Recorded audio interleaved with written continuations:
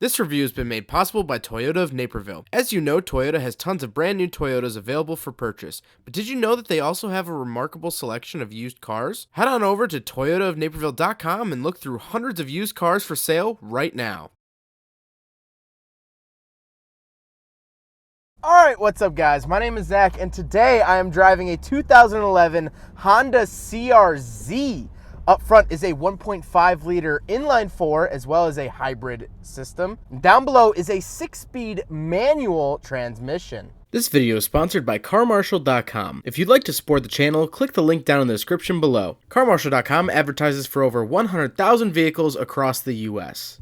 But let's get back to that 1.5 liter paired to a hybrid drive system. Now this isn't really all that crazy, and basically what this hybrid drive system does is it sort of fills in the gaps. When I'm flooring it, it's using the gas engine, but when I'm decelerating, it's recharging that battery.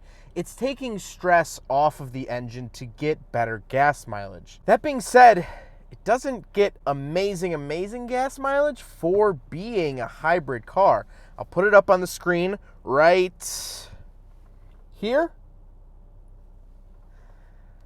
It's still good gas mileage, don't get me wrong. It's not stellar, it's not out of this world, but it is a hybrid, and it's a hybrid paired to a 6-speed manual transmission. That's right, I got 3 pedals in a hybrid. Now this is something that, first of all, I've never experienced, but also I don't know of any other hybrids that are 6-speed manuals. And that's a shame, because this is kind of zippy. It's not fast, and it's not like a hardcore track car or hardcore performance car, but it definitely outperforms other hybrids that I've driven. Let's think about the Corolla hybrid, the Prius hybrid, the Civic hybrid. It feels a lot better driving than those vehicles. All right, sport mode. So put it up into sport, and it's zippy. It's zippy. It's not fast, and of course the weather outside today is trash. It's not fast, but it's zippy, and it's fun to shift gears. It just is. And so if I could shift gears in a hybrid, why not? The shift feel feels great. It feels like a Honda shifter. Click, click, click, click, click, right into place. It's beautiful, it's solid, and I absolutely love it. The clutch is really light. That's to be expected out of a vehicle like this. And honestly, it's a little iffy to get used to because the engine doesn't really make all that much torque. Kind of have to give it more gas than you would think to get it going. That being said, it's not hard to drive. Just an observation I have. Now, last but not least, the CRZ is front-wheel drive, and I honestly think that that's a little bit of a shame, just because I think really if they would have done a rear-wheel drive hybrid with a manual, I think that would have been an utter game changer, but it is Honda's way of making everything front-wheel drive besides the NSX, so can't really complain. They're sticking to what they know. Now we have to talk about the interior, because the interior is very odd. It's very different. In front of me, I have a center gauge with my speed that seems to be on some type of like almost holographic screen. As I move my head, it sort of moves too. And then my tachometer on the outside of that. And then on the left, I have my charge, basically my hybrid system stuff, as well as like a shift light, things like that. And then on the right, I have my fuel, MPG, outside temperature, and odometer. On the steering wheel, I have my cruise control options on the right, information buttons, so I could cycle through a couple different information things in the gauges. I will show here.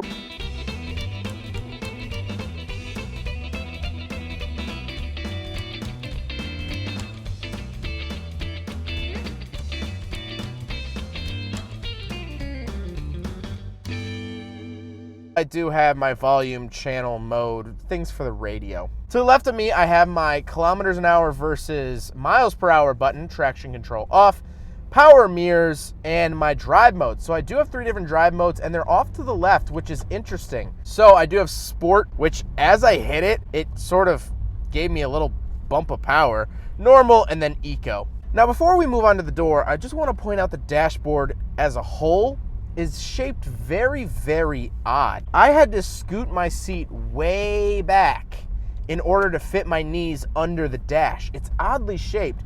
And so if you have long legs, this car could become an issue. I'm 5'11", and it's a little bit of an issue, but if you're taller than me, you got real long legs, and you know that, might not be good. But moving on to the door, I just have my window options, lock options, and child locks. Nothing really too crazy. But then we do get into the center, and again, it starts to get weird again. This is a very, very weird car. I don't even know which to start off with. I guess I'll start off with the radio. The radio is more on the passenger side than the driver's side. It's very interesting. And it is a pretty average late 2000s radio. I know this is 2011, but this radio was designed well in the 2000s. Nothing really too crazy here. I do have an aux input, which is nice, and it could keep up with modern technology. To the left of that, but closer to the driver, is my air conditioning controls. This is very angled towards the driver. It's its own little panel with its buttons, and it has different size knobs, buttons, and toggle switches, and it looks really, really cool as my endpoint. But also, this whole interior is all shaped. It feels like it's all moving, but utilitarian, and it's very interesting. It's a lot going on, and it feels what I would assume a fighter jet would feel like. I always say, oh, this feels like a fighter jet. Never been in one. Never flown one, so how do I really know? But it's all angled towards me. It feels all utilitarian, and that's what I mean by that. Down below, I do have a 12-volt outlet, 2 cup holders, and then the shifter. Again, it's a Honda shifter. I mean, it really does carry through here. It has its own little space on the dash. It's just this tiny little cutout. It doesn't take up any more space than it needs. It is a 6-speed.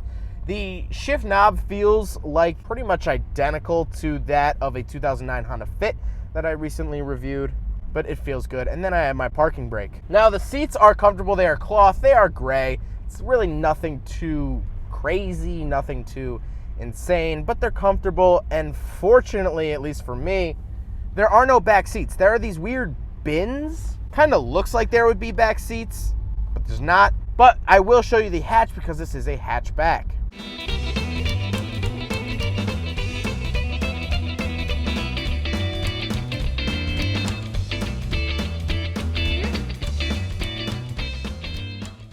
Now we gotta talk about the looks. I think the CRZ looks interesting. I don't think it's a particular stunner. I don't think it's like, wow, you know, it's crazy. What's weird to me is the back window is so flat. Now there are technically 2 back windows. There's that flat one on top and then a rear one like a Toyota Prius. It's weird to have a window that's almost flat that's not a sunroof. But that being said, I think it's a decent looking car. And overall, I have to say that I wish Honda would have pushed this a little bit further. They were actually pretty ahead of the curve of sporty hybrids. I mean, when I think of a sporty hybrid, I think now of the McLaren P1, LaFerrari, the Porsche 918 Spyder, these huge hypercars that have hybrid systems, not for the environment, but for speed and for power. And from what I can assume, although I haven't driven those vehicles yet, they're probably pretty fun to drive. And this is fun to drive. Honda made a fun hybrid before those guys. I just wish that Honda would have pushed this just a little bit further. A CRZ Type R? Come on. That would be cool.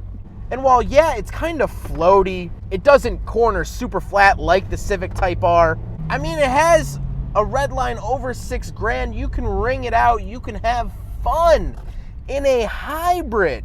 Honda made a fun hybrid, but now it's gone. They don't make this anymore.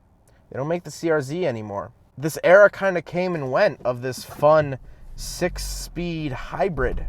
And so, next time I'm in traffic and I see one of these, I'm gonna nod my head and say, that was a fun little hybrid.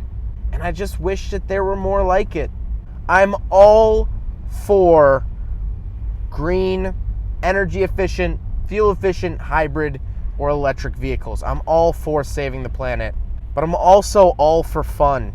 And this kind of does both. And so while I might not love the CRZ, I'm not gonna go home and put a poster of one up in my room. It has my respect, and Honda has my respect for doing it. I just wish it stuck around a little longer. And I wish that Honda made just a couple all-out, take it or leave it CRZs. Well, I hope you guys enjoyed the video. Huge thank you to Toyota of Naperville for allowing me to take out their used CRZ. This is one of their many, many, many very interesting vehicles on the lot. I actually just got out of a Fiat 500 Abarth. Very fun car as well. They have tons in their inventories, BMWs, Porsches, Civic Type Rs, and any sort of car you could think of. They've either had it or currently have one. They have tons of used cars, and of course they have great deals on new Toyotas. They have the 2020 Highlander in, which is freshly redesigned. I did that review a little while ago, and I loved that SUV. So if you guys are interested, definitely head on over to toyotaofnaperville.com. It is up on the screen. Huge thank you to them. They are absolutely awesome. But I hope you guys enjoyed the video. Don't forget to rate the video, comment on the video, and subscribe if you really like to. Take care, guys. Aside from my soul.